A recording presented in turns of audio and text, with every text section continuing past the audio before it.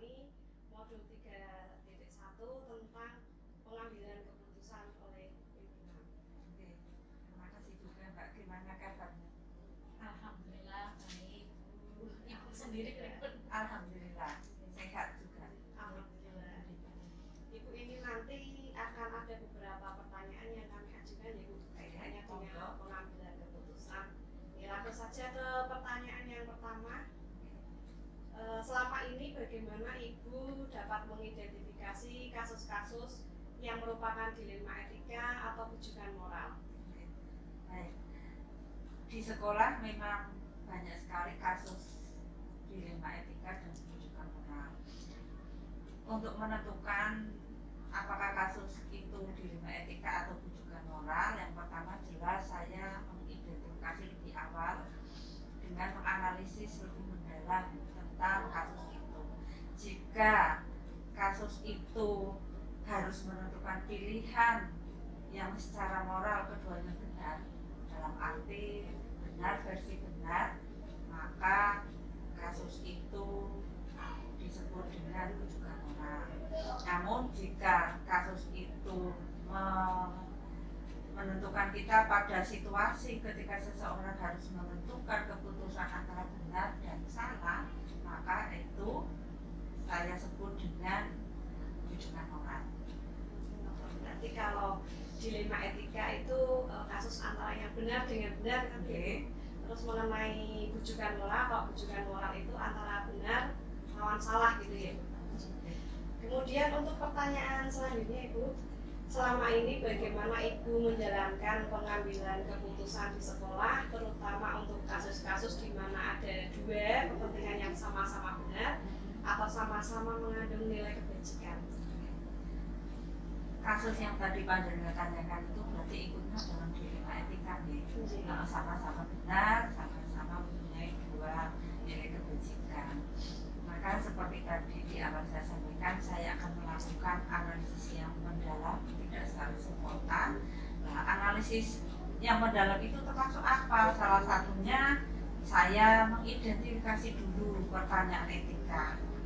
Kemudian yang kedua membuat daftar fakta yang relevan dari permasalahan dilema etika tadi yang pertama. Yang ketiga mengidentifikasi pihak-pihak yang terkait. Yang keempat apa saja pilihan dalam kasus ini.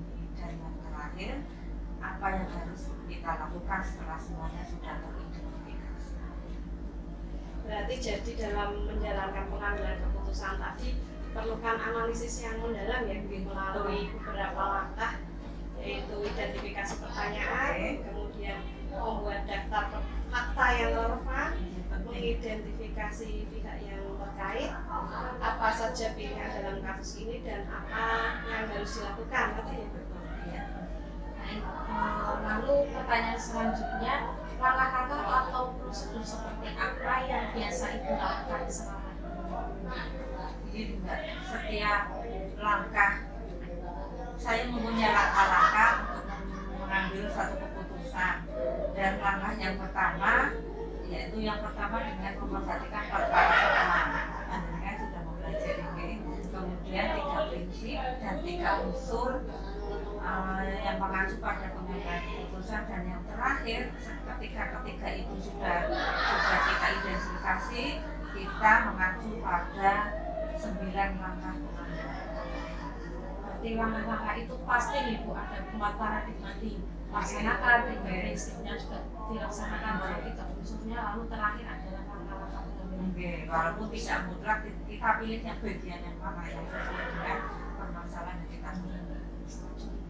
Hal-hal apa yang selama ini Ibu anggap efektif dalam pengambilan keputusan pada kasus-kasus dilema etika? Hal yang efektif itu yang pertama jelas ketika kita melakukan pengambilan keputusan. Yang pertama yaitu satu, kita harus mengambil keputusan yang berpihak pada murid. Itu jelas, semuanya harus berpihak pada murid. Kemudian yang kedua, kita mengambil keputusan itu berdasarkan nilai-nilai kebajikan yang ada. Dan yang terakhir jelas sekali, pengambilan keputusan kita ambil harus bisa kita pertanggungjawabkan.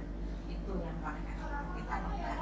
Berarti semua keputusan itu muaranya adalah yang harus kita terapkan berpihak kepada murid ya Bu. Betul sekali. Saya lanjutkan ke pertanyaan berikutnya.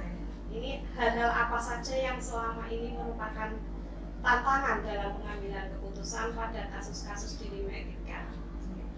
Ketika saya melakukan pengambilan keputusan di kasus dilema etika, itu tadi prosedur yang sudah saya jelaskan ke panjenengan melalui analisis yang mendalam, kemudian tadi melalui 4 paradigma, 3 prinsip pengambilan keputusan, 3 unsur yang jadi menurut saya itu yang paling efektif harus diperhatikan itu, kemudian ke 9 langkah pengambilan keputusan itu. Namun semua yang kita ambil itu kadang yang membuat kita membuat menjadi satu tantangan adalah menyelaraskan antara keputusan yang kita buat berdasarkan tadi yang sudah kita bahas di depan dengan tata aturan yang sudah kita buat di sekolah, tata tertib yang sudah kita buat.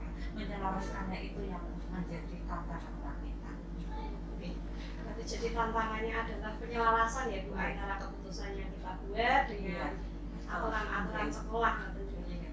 Selanjutnya ini, apakah Ibu memiliki sebuah tata kala atau jadwal tertentu dalam penyelesaian kasus?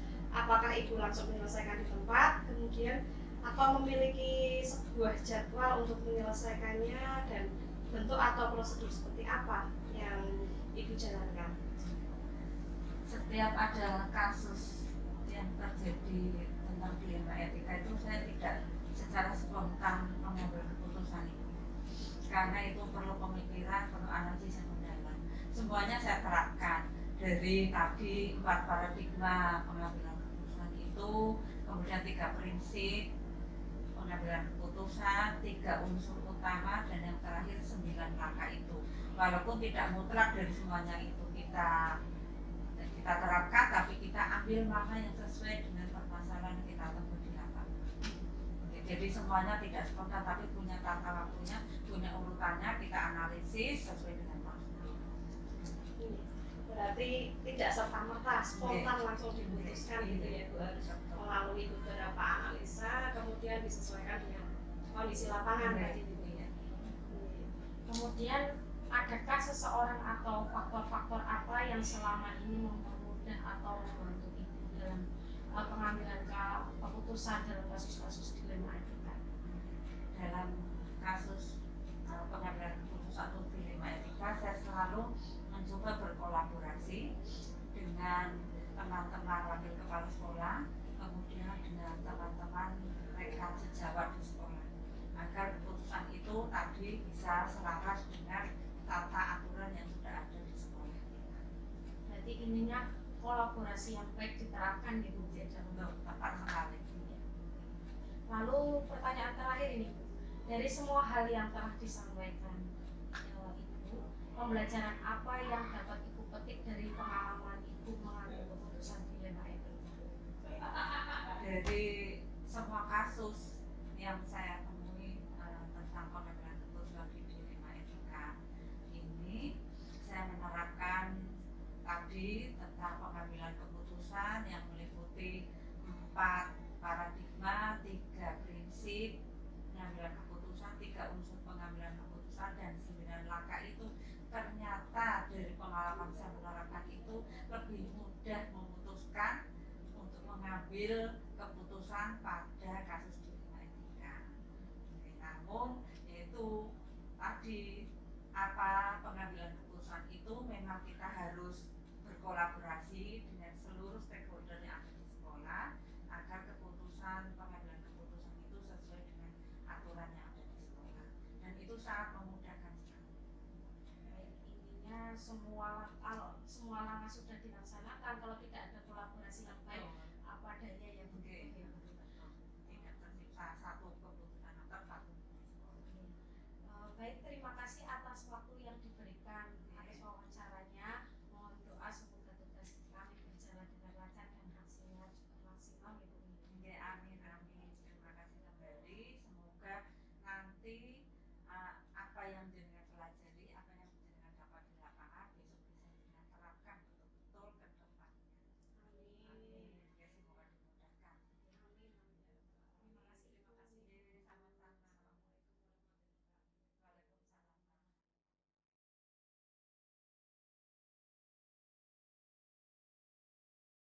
Assalamualaikum warahmatullahi wabarakatuh. Waalaikumsalam warahmatullahi wabarakatuh. Selamat pagi Bu. Pagi, Bagaimana kabarnya? Alhamdulillah pagi ini saya dalam keadaan sehat, baik-baik saja. Bismillahirrahmanirrahim, sehat. Alhamdulillah. Sebelumnya saya ucapkan terima kasih Bu ya, sudah meluangkan waktu untuk kami dalam rangka kegiatan wawancara kepada pimpinan sekolah mengenai tugas PGP modul 3.1 tentang pengambilan keputusan selama pimpinan. Baik, di sini nanti kami akan menanyakan beberapa pertanyaan untuk Ibu. Ini kami langsung saja ke pertanyaan pertama. Selama ini bagaimana Ibu dapat mengidentifikasi kasus yang merupakan dilema etika atau rujukan moral? Iya, kami di satu lembaga, terutama lembaga sekolah itu pasti banyak kasus ya. Jadi biasanya untuk kasus-kasus yang ada kita identifikasi dulu ya, bahwa kasus itu termasuk dalam dilema etika atau rujukan moral. Kalau yang kita tahu selama ini, kalau yang namanya dilema etika itu kan benar dengan benar ya, tetapi kebenaran itu bertentangan. Tapi kalau rujukan moral itu kan antara benar dan salah. Biasanya kalau rujukan moral mungkin kita lebih mudah untuk mengambil keputusan. Tetapi kalau dilema etika itu susah, karena ini benar dengan benar tapi keduanya bertentangan. Jadi tetap kita identifikasi dulu ya, masuk dilema etika atau rujukan moral. Berarti langkah awal kita harus bisa mengidentifikasi mana yang dilema etika, mana yang rujukan moral, dimana kalau dilema etika itu adalah benar lawan benar, kalau rujukan moral itu benar lawan salah, gitu ya Bu. Baik, terima kasih Ibu. Lanjut ke pertanyaan berikutnya. Selama ini bagaimana Ibu menjalankan pengambilan keputusan di sekolah Ibu, terutama untuk kasus-kasus di mana ada dua kepentingan yang sama-sama benar atau sama-sama mengandung nilai kebajikan? Ya, pertama ya tetap kita identifikasi kasus dulu ya, sehingga ini hubungannya nanti dengan bagaimana kami mengambil keputusan. Tentunya ini juga harus memperhatikan yang selama ini kita pelajari ya, ada 4 paradigma dalam dilema etika, kemudian ada 3 prinsip dan 9 langkah pengambilan keputusan. Tapi ini juga kita diskusikan dengan Dewan Guru, karena di sekolah itu kan ada kepala sekolah, Dewan Guru, dan stakeholder yang ada. Maka kita diskusikan dengan Dewan Guru, kemudian bila perlu dengan warga sekolah. Jadi di sini butuh identifikasi, kemudian selain itu juga menerapkan 4 paradigma, 3 prinsip, dan 9 langkah pengambilan keputusan, dan tidak lupa ya Bu untuk diskusi dengan beberapa stakeholder di sekolah.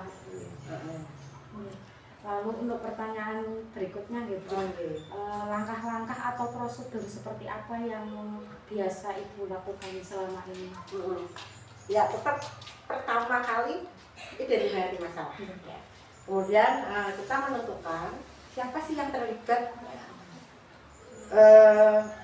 Kalau memang melibatkan guru, maka kita melibatkan guru untuk mengumpulkan fakta-fakta. Kemudian nanti dari fakta itu diuji benar atau salahnya. Tetap kita juga memperhatikan 3 prinsip resolusi ya. Sehingga nanti dalam membuat keputusan akan lebih bagus, dan jangan lupa setelah pengambilan keputusan juga merefleksikannya. Kemudian cek permasalahan, kembali lagi ya, cek permasalahannya. Tetap kita juga melibatkan Dewan Guru, diskusi dengan Dewan Guru, diskusikan dengan Dewan Guru. Jika memang itu persoalan yang menyangkut kepentingan sekolah, sehingga nanti dalam mengambil keputusan tidak salah. Tapi kalau menyangkut kepentingan pribadi dari kepala sekolah, ya tetap kita tidak boleh melanggar dari aturan. Intinya kolaborasi yang Iya. baik dengan dewan guru Iya, ya, semua warga sekolah iya, yang ada. harus ada kolaborasi ya. Oke. Lalu hal-hal apa saja yang selama ini Ibu anggap efektif dalam pengambilan keputusan pada kasus-kasus dilema etika? Oh iya, tetap kita memperhatikan 3 prinsip resolusi. Jadi ada berpikir berbasis hasil akhir, kemudian berorientasi pada atasan yang benar dan mengutamakan rasa peduli. Jadi nanti dampak jangka panjangnya bagaimana nanti kita bisa ini dari situ nanti kita bisa tahu dampak panjangnya itu apa. Kemudian tetap tadi ya yang namanya kolaborasi dengan para dewan guru itu harus atau mungkin dengan pemangku jabatan yang ada, pemangku dari kepentingan jabatan untuk menyelesaikan sebuah kasus ya. Jadi diskusi dengan pihak terkait ya, itu juga harus ya, sehingga kita nanti bisa berhati-hati untuk bisa mengambil keputusan yang tentunya bisa diterima. Ya, berarti intinya itu mengedepankan 3 prinsip resolusi, Ya. lalu kolaborasi, terus yang terakhir adalah berkoordinasi dengan pemangku jabatan agar ditemukan hasil akhir yang valid begitu Ya, gitu ya. ya. Kami lanjutkan ke pertanyaan berikutnya ya Bu. Ini hal-hal apa saja yang selama ini menjadi tantangan Ibu dalam pengambilan kasus dilema etika, pengambilan keputusan kasus dilema etika? Ya, kalau iya tadi ya, dilema etika kan benar, VS benar, tapi bertentangan ya. Jadi tetap walaupun itu benar dengan benar tapi bertentangan, kami harus melihat nilai-nilai aturan yang berlaku, terutama dari sekolah ya, nanti dari sekolah, dari pihak-pihak mungkin di atasnya dengan dinas dan sebagainya. Jadi nilai aturan yang berlaku, tetapi tetap tidak lupa kita juga harus pertimbangan dengan rasa kepedulian. Jadi walaupun ini memang susah, dalam memutuskan itu susah, tapi ya tadi kita tetap ada rasa pertimbangan, rasa kepedulian dan tidak melanggar aturan yang ada. Berarti di sini tantangannya itu menyelaraskan ya Bu, Iya. antara rasa peduli dengan Aturan ya, aturan ya, sekolah yang ada. yang benar di Iya, sekolah. kadang memang ada perlu banyak pertimbangan. Iya. Kemudian apakah Ibu memiliki sebuah tata kala atau jadwal tertentu dalam penyelesaian kasus dilema etika? Kemudian apakah Ibu langsung menyelesaikan di tempat atau memiliki sebuah jadwal untuk menyelesaikannya? Kemudian bentuk atau prosedur seperti apa yang Ibu jalankan? Ya, tergantung permasalahannya. Permasalahannya itu perlu ditangani secara mendesak apa tidak? Kalau permasalahannya itu mendesak, ya berarti harus kita tangani secara cepat ya. Tapi nanti juga dalam kedepannya ada pengaruh enggak, seberapa pengaruh dari lembaga yang saya pimpin. Makanya kalau memang harus melibatkan dari pihak-pihak lain untuk menyelesaikan masalah, maka saya harus mengalokasikan waktu, ya, waktu khusus supaya bisa berdiskusi dengan mereka. Jadi tergantung permasalahannya. Kalau memang mendesak ya berarti ada pihak-pihak terkait yang harus kita undang, ya berarti kita mengalokasikan waktu khusus. Berarti ini tergantung urgensi Bu, Ya, sama pihak yang terlibat seperti ya, itu. Lalu pertanyaan berikutnya, adakah seseorang atau faktor-faktor apa yang selama ini mempermudah atau membantu Ibu dalam pengambilan keputusan dalam kasus-kasus dilema etika? Ya. Artinya pengambilan keputusan itu kita harus tetap sesuai dengan nilai-nilai kebajikan yang saya pahami. Kebajikan yang saya pahami, kemudian yang tidak lupa tadi bahwa kita tetap harus berdiskusi, melibatkan dewan guru atau pihak-pihak yang terkait. Jadi tetap saya harus seperti itu, sesuai dengan nilai kebajikan yang saya paham. Berarti faktor pendukungnya adalah nilai-nilai kebajikan yang Iya. dipahami. Lalu untuk seseorang atau yang membantu itu biasanya ya dewan guru. Dewan guru karena ini di sekolah ya, Iya. atau pihak yang terkait itu. Lalu pertanyaan terakhir ini Bu, dari semua hal yang telah disampaikan, pembelajaran apa yang dapat Ibu petik dari pengalaman Ibu mengambil suatu keputusan di Lima? Iya, pada dasarnya itu semua permasalahan itu ada solusinya, ada jalan tengahnya, ada jalan keluarnya. Tinggal kita didiskusikan, kemudian juga mengacu pada aturan yang berlaku. Terus seberapa sih dampaknya, dampak baik atau dampak buruk? Artinya kalau dampak baik tidak masalah, tapi kalau dampaknya buruk kita bisa meminimalisir dampak buruknya. Kemudian juga kita pembelajaran dari nilai-nilai kebajikan dalam diri, kemudian tadi ya prinsip dalam pengambilan keputusan, kemudian ada paradigma berpikir, ya. Kemudian tadi langkah-langkah dalam langkah-langkah dalam pengambilan keputusan. Ini semuanya nanti bisa dipertanggungjawabkan. Artinya dalam pengambilan keputusan dapat dipertanggungjawabkan. Berarti intinya dalam suatu kasus itu harus ada analisis yang mendalam begitu. Iya Bu, begitu ya. Biar keputusan atau hasil akhirnya itu tepat. Tepat ya. Artinya tadi meminimalisir dampak buruknya. Oke, baik, terima kasih Ibu atas waktu yang diberikan untuk kami wawancara. Mohon doa semoga tugas berjalan dengan lancar. Amin ya. Saya doakan semoga ibu ini ketika mengikuti pendidikan guru penggerak bisa lancar, semuanya dimudahkan, dan jangan lupa untuk tugasnya, untuk deadline-nya jangan sampai terlambat ya. Dan nanti ilmunya manfaat, karena ternyata ketika kita ikut pendidikan seperti ini banyak sekali ilmu baru yang sangat manfaat, terutama adalah untuk siswa.